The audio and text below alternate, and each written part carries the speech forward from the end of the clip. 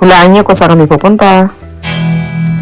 Aba, first day pa lang naman, wala kami sinayang. Siyempre, una namin pinuntahan yung paborito ng aking asawa, Parisan. After namin kumain, dumiretso kami sa puntod ng aking father-in-law. Idol ko yan eh. 5 years? Dahil sa pandemya, ngayon lang talaga ako nakauwi. Ang sarap ng pakiramdam. Ayun nga guys, nagyayano naman. Punta daw kami sa dati niyang pinagtrabahuhan. Matagal siya dito nagtrabaho. Ayan, namimiss niya daw kasi. Siyempre, kinagabihan, nagkita-kita kami. Simple lang pero ang saya. Siyempre, kinabukasan, namasyal agad kami ng aking mother dear. Kitang-kita naman kung saan ako nagmana, di ba? Iba talaga ang mga talent ng mga Pinoy. Ayan, napastap tuloy ako. Aba, ayan, nayaya kami papuntang Bulacan. Meron daw ditong coffee shop na malapit. At maganda ang view. Tingnan nga natin.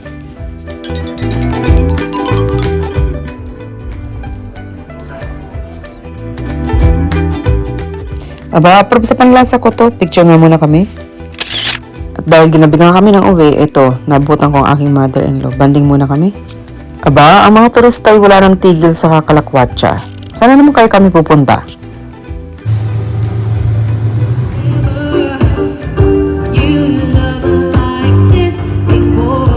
Dahil sa hilig nga ng asawa ko ang singing, ayan, napastop muna kami dito. Ayan, kinabukasan, pumunta nga kami sa dagat. Yan naman talagang sadya namin. Siyempre, mag-swimming. Ganda nga naman talaga ng tanawin dito. Ayun nga guys, naliligaw na kami. Hindi namin alam kung nasa na yung mga kasama namin. Ito yung Crystal Cove Resort. Picture muna tayo para may souvenir. May nakita nga akong malaking kawa dito.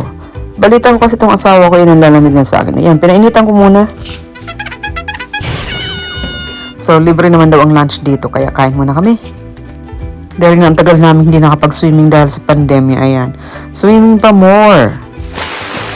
Ang sarap talaga lumubog sa tubig, tanggal ang mga katikati. Siyempre, yung room na napagstayan namin, may sariling jacuzzi. Samantalahin namin ang bayad. Sayang. Punta muna tayo sa complimentary breakfast nila. Mukha kami dito mga sosyal. Picture muna para souvenir. Ayan guys, nakabalik na nga kami ng Maynila. Ito naman talaga ang inuwian namin, ang birthday ng aking mother-in-law. 85 years. Imagine nyo guys, 85. Ang saya-saya. Ang galing pa niyang sumayaw. Healthy at nai-enjoy niya pa ang buhay. Sobrang thankful kami kay Lord. Ganito ang binigay na buhay sa kanya. Hindi naman kami halatang mga gutom, no? Lagi kami pumupunta sa kainan. Ito ang aming paboritong shawarmahan. Dito yan sa Lagro. Kinabukasan, pumunta kami ng Batangas with family and friends. Kay Ate Linda. Ala napakasarap ng handa sa amin ni Ate Linda. Simula almusal hanggang tanghalian. May take out pa. Maraming salamat Ate Linda. The best ka talaga. Excited na ako guys. Ayan, may sumundo na sa amin. Pupunta kami sa aking lupang Sinilangan. Wala kaming sinasayang na oras. Ayan, ang nanay ko. Dinala ko sa isang grocery nga dyan. Nag-grocery challenge kami para masaya. Tingnan natin ang lakas niya. Daliin na, tay! Sige, halo yun! Yung tiyasi. Wala. Susabot. Sobrang na rin sila yun.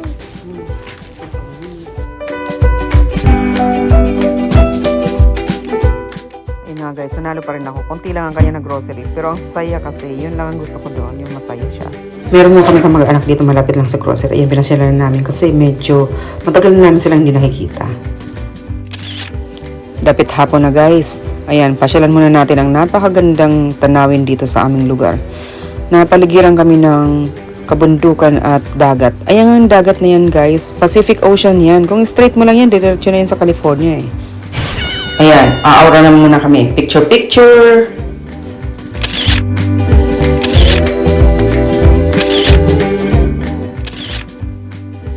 Sa pagay sa mga pinuntahan namin ay ang Nuestra Señora de Salvacion. Dito yan sa Horoan TV Albay. Dito kami madalas magsimba nung aming kabataan.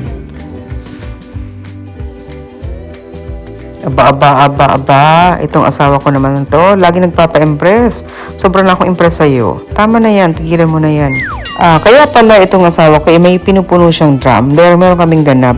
Meron nga pala kami guys na mini reunion sa aking mother side. Tingnan nyo, ang laki ng angka namin. Ang saya, di ba? Meron agaw atensyon. Tingnan nyo naman dalawang batang ito nasa taas ng puno.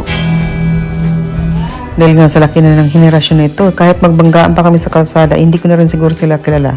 Ayun nga guys, sambutin lang may mga ganitong klaseng pagtitipon at nakikilala mo ang mga kamag-anak mo. At dahil tapos na nga ang mini reunion, ayan, konting indak-indak din. Sa tagal namin hindi nagkita-kita ng mga kapatid ko, ayan, make memories muna kami, picture-picture muna. Ayun nga guys, nakikita niyo naman ang picture namin. Meron pa kami photo bomber. Siyempre, it's all about us. 25 years ba naman namin? Ayan. Punta kami dito sa mga significant places dito sa aming lugar. Nagpa-picture-picture muna kami dito. Siyempre, ang aking mga kapatid ay very supportive. Ang saya niyan kahit ganyan lang kasimple. Ayun nga guys, wala nga kaming kapaguran. Ayan, pumunta kami sa Bugsukan Falls. Very famous ito sa lugar namin.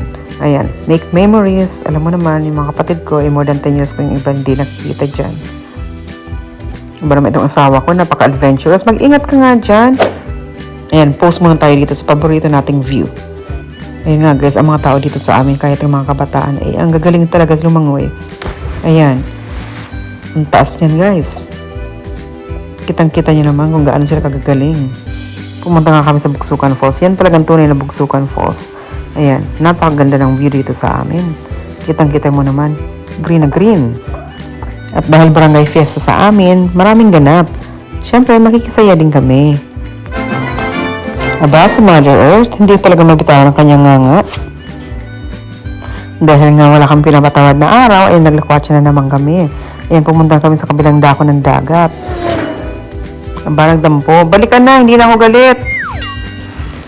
Ang sarap pagmasdan ng tanawin dito sa amin, lalo at sa dapit hapon.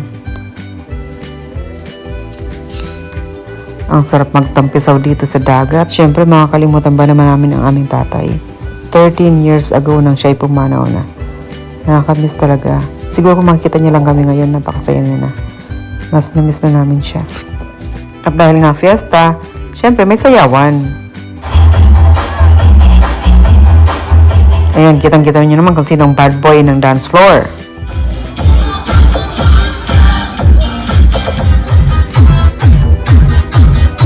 Aba, ang nanay ko dito pa nagdebu.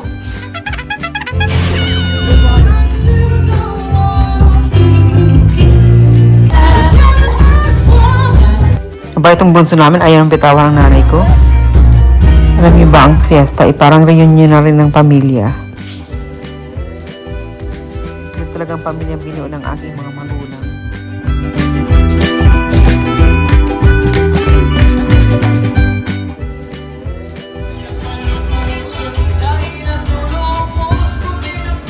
Aba, tatlong lugi talagang sayawan dito sa amin. Yan talagang highlight ng fiesta. Ayan nga, walang tulugan. Maglaro muna tayo.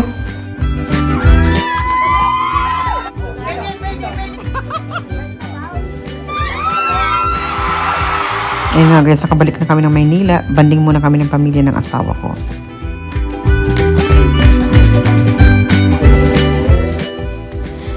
Dumating na yung oras na ayoko umalis. Pero kailangan, meron nga kasabihan na, there's no place like home.